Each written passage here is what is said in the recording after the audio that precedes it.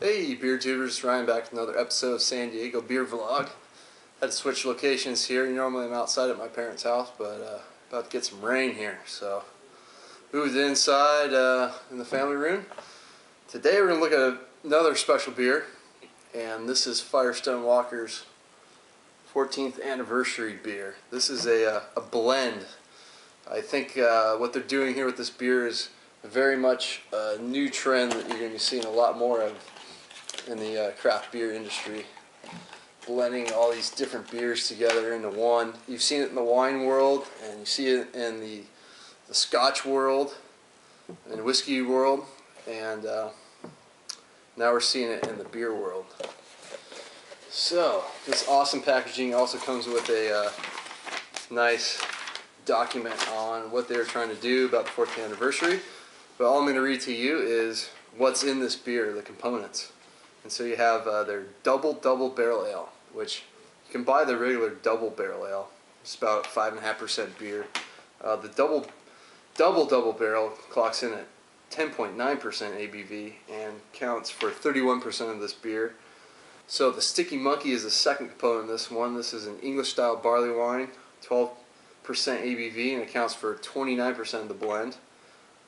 Parabola, their Russian Imperial Oatmeal Stout, aged in bourbon barrels, 13%, counts for 27% of the beer. And then their newly released Velvet Merkin, aka Velvet Merlin, accounts for 7% of the blend. And this is the 100% aged in bourbon barrels edition that won a gold medal, I believe, at the Great American Brew Festival. That's a 6% beer. And then their American barley wine, Goodfoot, 13% ABV, clocks.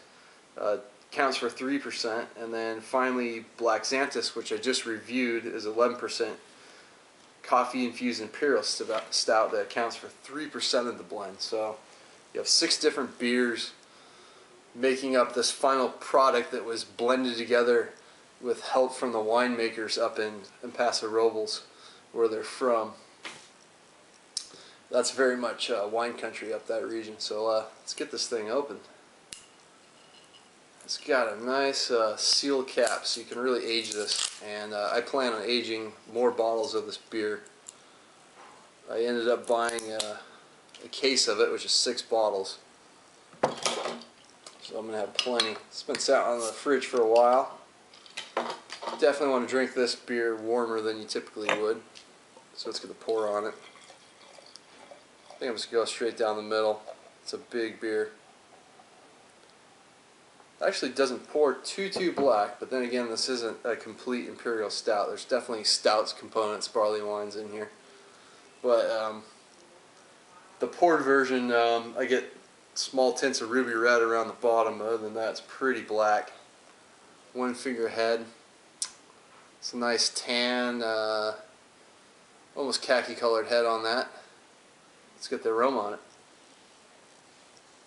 Oh yeah, there's a lot going on in this beer, as you expect with all those components.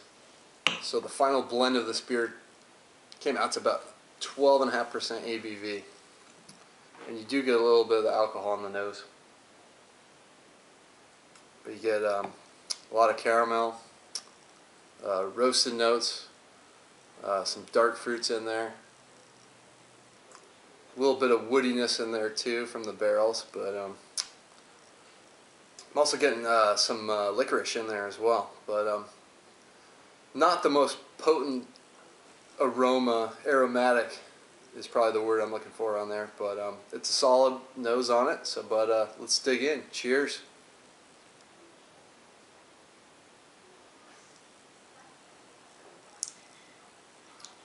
Ooh, wow! Right off the bat, 12.5%. All those different components are all barrel aged, and wow, it just blends really together. It makes a very cohesive, very smooth, drinkable beer. Tiny bit of alcohol in the back end as it goes down, but other than that, this is just like silky smooth.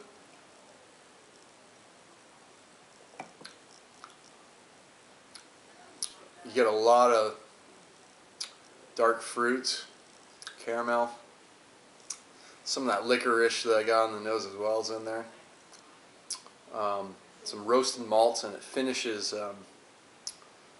real smooth with a good amount of chocolate on the finish. Thankfully, some of these components are pretty heavily hot, so that definitely helps keep it from going too sweet on you.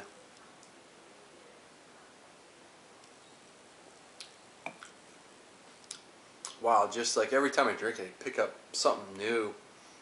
Whether you get some of the oak from the barrels, that's maybe some of that, a little bourbon from some of those components. You get some brown sugar, you get like molasses, you get roasted notes. It's just, wow, it's just complex, yet it all really works together. I mean, you can drink these right away. This bottle's maybe a month old by now. And you don't need to age this beer to get the most out of it. I'm sure it's going to age real nicely like all the other anniversary beers that Firestone Walker's released, but right off the bat, I'm really enjoying this one. It's definitely a full-bodied beer, but might not be as quite full as maybe like a Founder's KBS or something like that beer, because this isn't a pure stout. I mean, it does have stout components, barley wine components. They're usually pretty full-bodied beers, but then a good chunk of it, almost a third of it, is the double barrel ale, which I've never tried the double barrel ale, but the regular version is an excellent session beer at 5%. So I'm trying to think, you know, what would that be like doubled up? And it's a very smooth drinking beer, more in the medium bodied range. So this one's maybe more like just a notch below, like being really full bodied, but it does coat your mouth really good.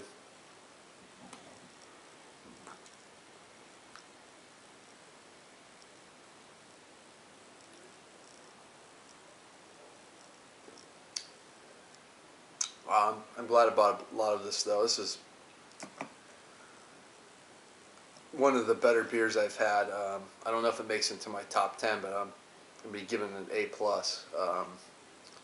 I think this blending between beers is definitely one of the new frontiers. I mean, a lot of these breweries are going really extreme with like what ingredients they use and brewing processes and all that, but as far as trying to create something that's really unique, this blending process that they're doing with all these components is very much an art form, like it was to create each individual component. So well done, Firestone Walker. I've yet to be disappointed by any of their beers, and this is one of the best beers I've ever had. So please comment, subscribe to the channel if you haven't. Until next time, cheers.